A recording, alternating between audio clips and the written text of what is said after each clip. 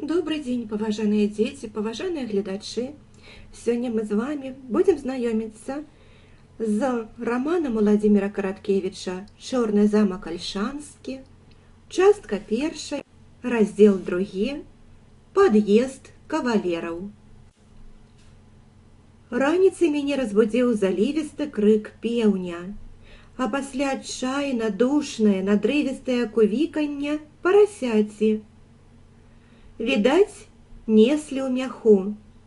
«Не хачу, пусціце, пусціце!» Як на вёсцы. І кожную нядзелю мне вось так прыемна. І гэта адна з прычын, чаму я люблю сваю хату. Прыемна гэта сказаць.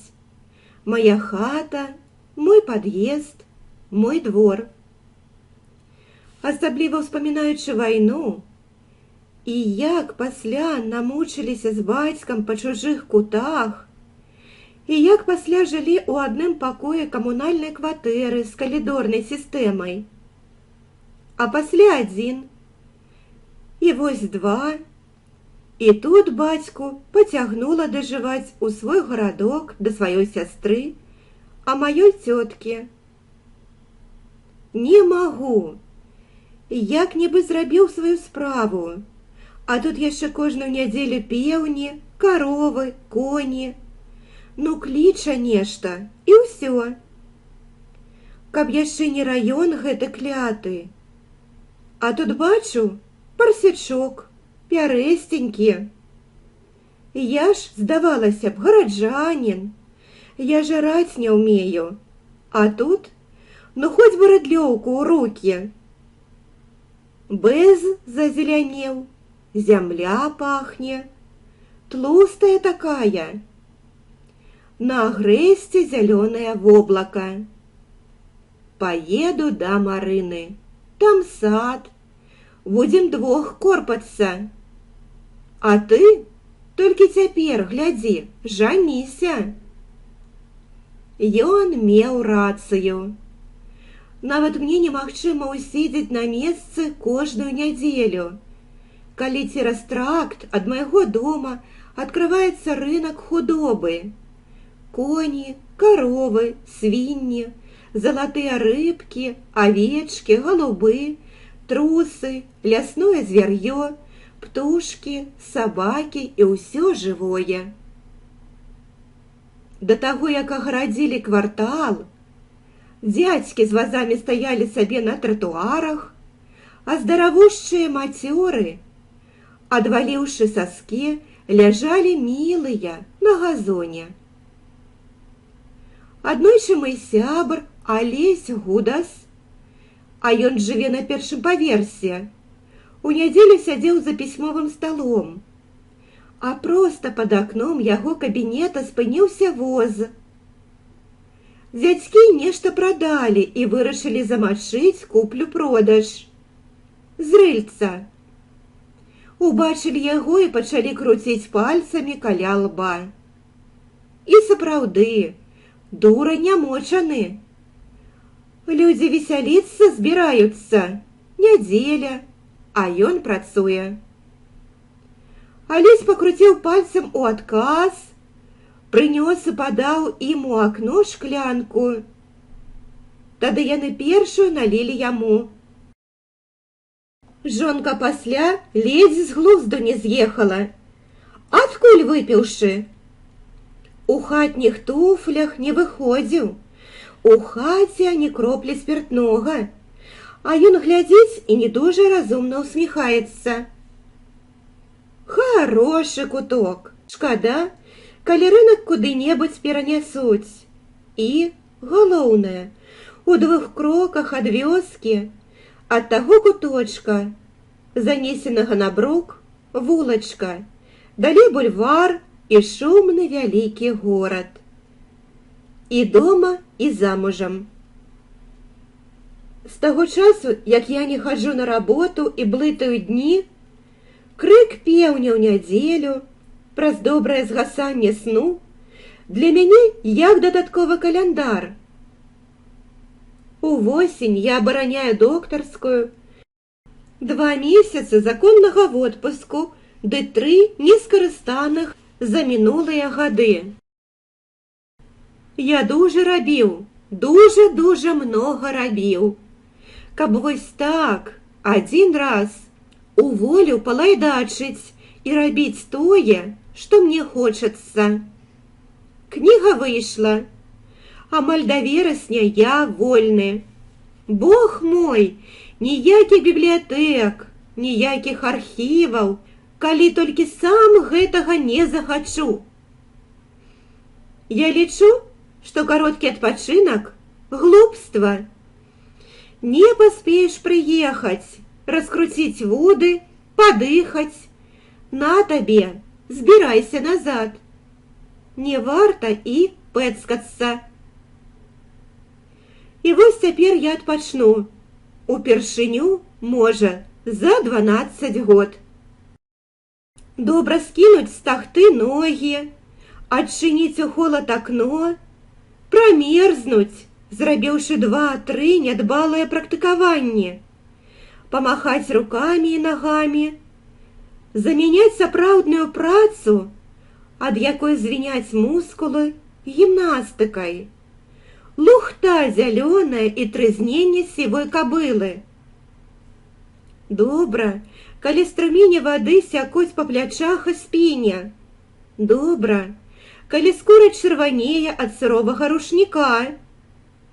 Добра, калі трэскаецца аб бок патэльні яйка і скверчыць вяндліна, і чарнее кава у белай філіжанцы.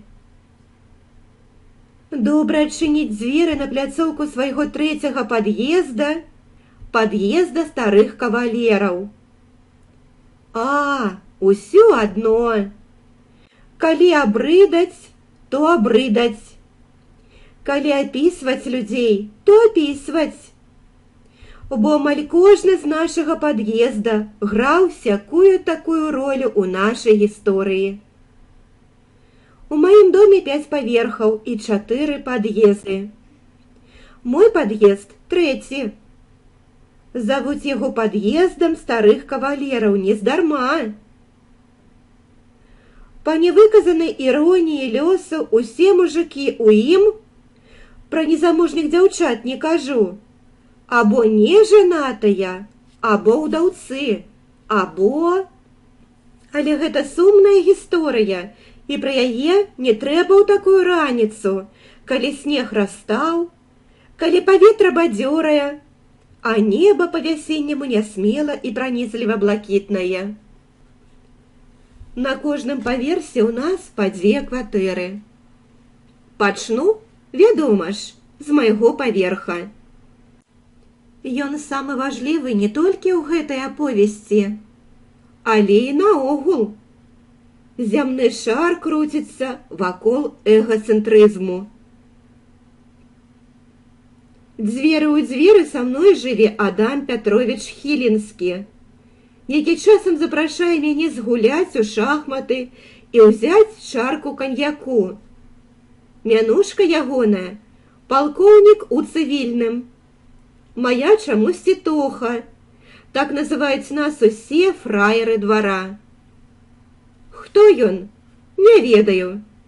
І ведаю гэта лепей за іншых, бо ён некалькі разоў, ведаючы пра мае гістарычныя дэтэктывы і, магчыма, чытаючы іх, расказваў мне розныя выпадкі з мэтаю, што вось бы мне тое і напісаць, ды зрабіць, бо пішуць і робяць нецікава і мала. А я не мастак на такія справы, то я адмоўчваўся. Я гляджу на яго не так, як суседзі.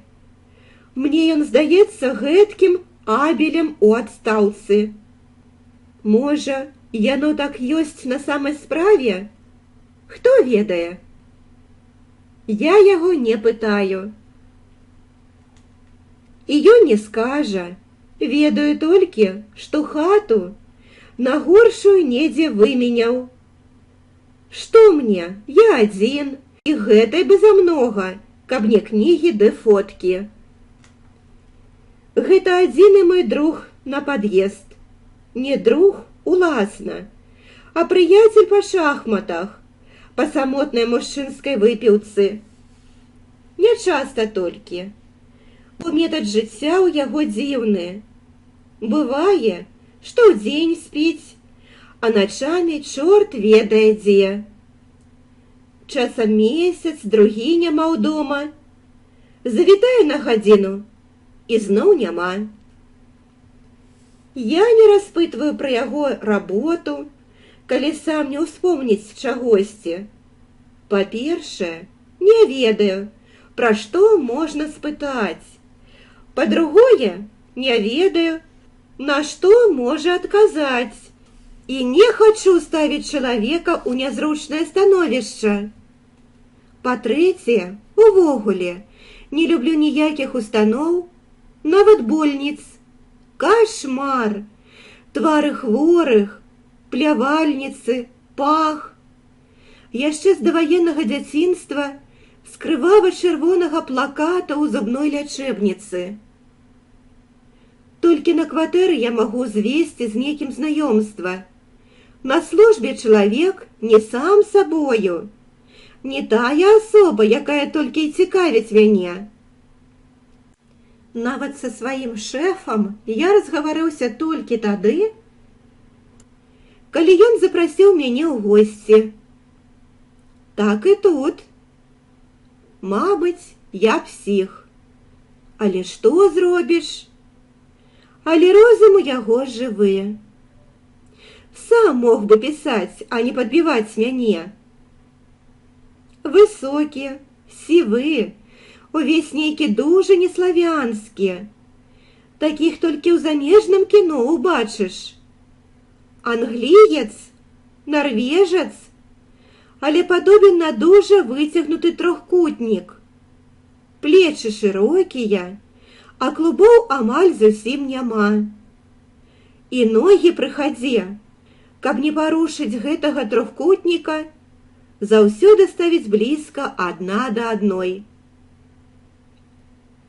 Апрануты заўсёды бездакорна, ды яшчэ і з доўгай люлькай у зубах. Містер Сміт на Бобкін-стрыт. І толькі на паляванні ці на рыбалцы ездзілі некалькі разоў, або ў кватэры, дзе няма старонніх. Усё гэта замяняецца тыпова славянскай, мала таго, беларускай разбоўтанасцю. Сонь дзе папала, куцавейкую ля вогнішчаў, 500 разоў лісіцы спаймаў, стаптаныя чобаты, лата на лаце. І ўсё адно, нават у лахманах, фацэт, нічога не скажаш. І азартны, зараза. Аднойчы, калі бесталковы сабака шукаў у другім баку, проста сам, ва ўсёй амуніцыі, з чоўна ў ваду скочыў, па качку. Знаёмства наша пачалося з балбатні ў двары. Гаварылі ўсе нешта пра чалавечае захапленне. Ён маўчаў, но я і вырашыў спытаць яго, а якое ў яго хоббі. «Бабачкі», – адказаў ён не толькі сур'ёзна, але і змрочна. «Матылі?» «Я з вамі па-беларуску гавару, жанчыны». Нічога сабе манера жартаваць. На самай справе хобі ягонае – гравюры і кнігі. Частка знікла ў той час, калі гаспадарку вяла адна сястра, але нават тое, што засталося, здзіўляе. Багацішны кнігазбор, гісторыя права, філасофія, біялогія асабліва. Хрыбта гэтага падбору я, шчыра кажучы, так і не здолеў намацаць. Пасля бібліятэка тая папоўнілася, ды яшчэ з'явіліся на сценах розныя егіпецкія, інданезійскія, афрыканскія рэчы. Сястра і зараз прыходзіць, са сваёй кватэры, дапамагае весці гаспадарку, прыводзіць і сваю хатнюю работніцу раз на 2 тыдні. Астатняе робіць сам. Ён гэта ўмее лепей, чым я. Уладкавацца паўсюль з максімальным камфортам. Пра сябе гаварыць ён не любіць. Аднойчы толькі выплыла сёе-тое наверх. Глядзелі мы Іванава дзяцінства. Геніяльны фільм. Справа, відаць па ўсім, адбываецца ў Беларусі. І хлопчык з Беларусі. Вось там гэты хлопчык і задае пытанне. Нешта накшталт: «А што такое трасянец, ты ведаеш?» Тут я і адчуў, як яго скаланула. Ну, пра яго пакуль досыць. Пачнем зверху. На 5-м паверсе 3 майстэрні мастакоў. Хто яны дома, не мне меркаваць, але, на маю думку, у майстэрнях сваіх усе мастакі, кавалеры, за выключэннем, магчыма, цалкам сумленных ды дурняў, што можа быць адно і тое ж. Калі паўз мае дзверы коціцца запознены вал спрэчкі, або раніцай ціха пазвяквае шкло ў чамадане, я ведаю, гэта альфа і амега маіх мастакоў. На 4-м паверсе жыве ўдавец Кяневіч з падлеткам сынам. Не дужа цікавы чалавек. А насупраць яго, з мамаю, Росцік Грыбок, чалавек 21 годзіка. Грыбок з аднаго ведомства з прыяцелем Хілінскага, палкоўнікам крымінальнага вышуку Андрэем Арсенцевічам Шчукам, які почасту заходзіць да Хілінскага гуляць у шахматы. Тады той з нас, хто прыйшоў пазней, вымушаны капацца ў бібліятэцы. Яшчэ яны ездзяць разам на паляванне і рыбалку, і часам да іх прыядноўваюся я, таму што мы ў нечым падобныя. І паляванне, і рыбалка, і патрэбнасць вечна ні з Дняпра, ні з поля дасціпнічаць. Так што ў нас поўны давер і адноснае веданне адзін аднаго. Хілінскі сам захацеў жыць менавіта ў гэтым доме, і Грыбка, проста любіць яго, перасяліў за сабой. А мо проста так. Грыбок ніякі не грыбок, а здаравенны грыбіна, хаця і зусім малады, свеженькі, крамяны. А ўсё ж грыбок. Па цвёрдых, так і хочацца мне заўсёды ушчыкнуць шчочках, па цёмна-карычневых вачах, па агульным адчуванні чысціні, барвовай яснасці і лёгкай, па ўзросце, ну, бяздомным ці што. Ну, давайте спускацца з маёй пляцоўкі разам са мной. Лёгкае рэха крокаў на прыступках. Другі паверх. На ягонай пляцоўцы жыве лекар, да якога я, дзякуй Богу, яшчэ ніколі не хадзіў і хадзіць не хачу, і вам ніколі не раю. І няхай ён увогуле застанецца без працы і гладыёлусы разводзіць, бо ён псіхіятр і, здаецца, працуе ў доме вар'ятаў. Калі я сустракаю яго, мне заўсёды хочацца заспяваць маскоўскую песеньку. Балалаечку сваю я со шкафа достаю. На канатчиковой даче тихо песенку пою. Вижу, лезет на забор диверсант, бандит и вор. Я возьму свою гранату и убью его в упор. Комплекс гэта нейкі, ці што? У гэтага чалавека ў дзвярах ёсць вочка, якое уставіла адна з жанчын, што часам прыязджаюць да яго. Мне ўвесь час здаецца, што гэта ён пабойваецца масавага візіту сваіх пацыентаў на дом. Імейка ягоная, да вашага ведама, Вітаўт Шапо Калавур Лыгановскі. Калі б такое мне, я пажаніўся з Жаклін Кеннедзі. Не ажаніўся б, бо з ёю, як казаў адзін мой знаёмы, ужо ажаніліся дзве гэтыя старыя балканскія малпы. А я лепей ажанюся з Мерлан Мурло.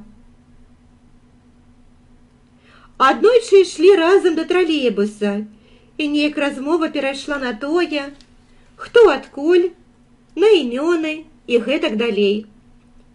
«Чорт яго ведае, адкуль такое», — сказаў ён. «Пра свайго прадзеда толькі і ведаю, што імя. Інтэлігентны.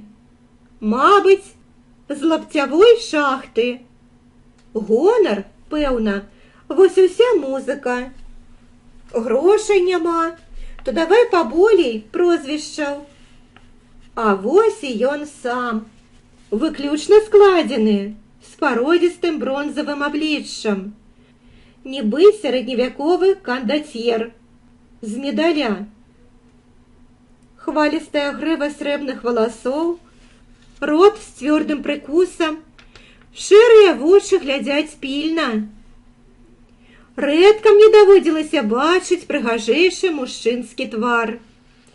І разумнейшы таксама. Гаворыць з маладым чалавекам, сваім суседам. Той у меру прыстойны, у меру ладны, у меру мілавідны. А ўвогуле, пра яго толькі і можна сказаць, што яго руцэ вядро для смецця. Дзень добры, суседзе. Дзянёчак і добры. Першы паверх. Злева на пляцоўцы кватэра, у якой ці кінастудыя, ці тэатральны інстытут, ці балетная студыя. Так і не зразумеў, што, а пытаць нязручна. Размясціла інтэрнат на 4 сваіх дзяўчатак. Там часта песні, весялосць, гітара. Вечарамі яны з хлопцамі нейкімі стаяць у пад'ездзе ля радыятараў. І раніцаю там многа недакуркаў. Калі я іду, дзяўчаты праводзяць мяне вачыма. Досыць часта. І я з гэткай жыравячай весялосцю дрыгаю паўз іх зухаватымі нагамі. Значыць, пакуль што я яшчэ нішто сабе. Хо-хо! Дзяўчаткі гожанькія, з пульхнымі роцікамі, з дурнаватымі яшчэ, нібы ў кацянят, шырокімі глядзелкамі, з пышнымі агонамі валасоў. Штонікі абцягваюць формы, якія з часам абяцаюць зрабіцца дужа ладнымі. Прыгожыя, толькі не для мяне. Мне без малога 40, а з іх самай старэйшай на вока 20-21. Звязацца, каб праз 10 год рогі наставілі. Гэткае задавальненне саступаю вам. Стары я для іх. Часам, калі ўспомніш бомбы і палон, і ўсё, што потым, дык нават здаецца, і ўвогуле стары. Справа на першым паверсе дзвярэй няма. Там уваход у сутарэнне. Даведка аматарам дакладных лічбаў. Кватэра нумар 22. Дзявоча-цыганская багема. Масляное масло. Кватэра нумар 23. Цікавы малады чалавек з вядром. Кватэра нумар 24. Вітаўт, Ксаверы, Інельзія, Хасе Марыя Шапо Калавур Лыгановскі. Майстар па чалавечых мазгах з медным абліччам, Скалігера, Кан Гранде. Кватэра нумар 25. Азартны палкоўнік з Бобкін спрыт. Кватэра нумар 26. Я з усімі сваімі комплексамі. Кватэра нумар 27. Кіяневіч са сваім даўгалыгім парасткам. Кватэра нумар 28. Паляначка з грыбком у лузе на адной назе. 5-й паверх, 3 майстэрні нежанатых мастакоў. Двор. Звычайны новы двор з маладымі дрэўцамі, лавачкамі, газонамі, выбітымі на бубен футбольным мячом. Толькі што ў двары засталіся ад знесеных хат ускраіны двухпавярховых дамок. Дуб, зарасці ясеню, пара груш ды некалькі асуджаных яблынь і вішань. Дворнік-кухарчык дае мне «Здрастуйце». Гэткі сабе доўбня з каляным абліччам і кароткімі валасамі. І паўсюль ён лезе, дае парады, расказвае. І ўсё яму трэба ведаць, а мяне ён чамусьці лічыць самым разумным чалавекам вуліцы. Мяне гэта крыху абражае.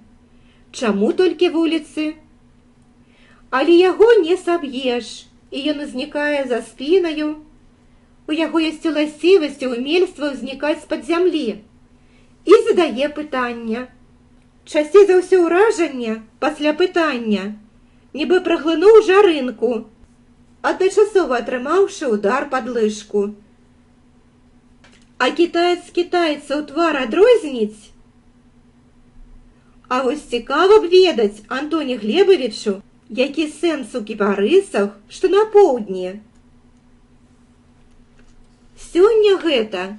Не ведаеце часам, як дворнік па-латышску? Сэтнекс. Часам ведаю я. Цікава. І там амаль аднолькава. І ён працуе і думае. Выходжу з двара. Вуліца. Не вясковы бок, а гарадскі. Аўтобусы, дамы, рэклама. Марсіянская трынога тэлевежы наводдаль. Шум гарадской плыне. Упарты і неўблажымы. І як апошні акорд таго, што ёсць мой дом і мой двор, тутунёвы кіёск, у якім сядзіць стары знаёмы, брыгадзір Жэрар, як яго называю я, Герард Пахольчык, якому я актыўна дапамагаю выконваць план. Ён і сапраўды, як герой, сядзіць у сваёй будцы. Просты, сярэдняга расточку, вусаты. У дзіцячых, шырока раскрытых вачах наіў. І схожасць з дзіцем падмацоўвае жаўтаваты пух на галаве. Гэта таксама з цікаўных, як і кухарчык. Але той з мітуслівых, цікаўных. А гэта цікаўны філосаф. Той лезе, падазрае, сумняваецца. Гэты сядзіць на троне і пытаецца уедліва і сур'ёзна.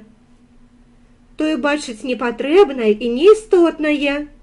Гэты зріт в корень. Той толькі слухае. Гэта яшчэ дае парады з вышыні вопытаў, набытага ў бяседах з разумнымі людзьмі. А вочы сочаць і свідруюць, і бачаць усё. Але абодвам уласцівы шырокі дыяпазон зацікаўленняў. Толькі першы цікавіцца сэнсам кіпарысаў, якія не даюць ні пладоў, ні драўніны, а другога цікавіць палітыка ў Непале і ўвогуле ўсё ад касмічных пералётаў і спосабу варыць малінавае варэнне. І аж да тэорыі чырвонага ссоўвання і лётаючых талерак, якія ён абавязкова называе НЛА. Неапазнаны лётаючы аб'ект. Купляю пачак БТ. Глядзіць пільна, нібы наш разведчык у стаўцы Гудрыяна. Дзіўна вы неяк цыгареты адкрываеце. Тут пацягнуў за стужачку дый, а вы нажніцамі. І толькі ражок. І вось уже колькі месяцаў гляджу, заўсёды толькі правы ражок. Можна ж вось за стужачку ды крышку зняць. Я, пане мой вялебны Герардзе, тое, што ў кепскіх старых раманах называлі стары кавалер з устойлівымі звычкамі, устоявшимися привычками, перекладая начитанный Герард. Да на что ж рожок? Портсигаров не люблю, а здымаць усё крышку тытуню тады у кішэй натрасеш. Ды чаму ж правы? І сапраўды, чаму правы? Чаму я заўсёды першым узываю левы туфель? Літары туды глядзяць. Паважаныя дзеці, паважаныя слухачы, вось і закончылі мы чытаць другі раздзел «Пад'езд кавалераў» першай часткі рамана Владзіміра Караткевіча «Чорны замак Альшанскі». Калі ласка, ставьте лайки, подписывайтесь на канал. Дякую вам за увагу.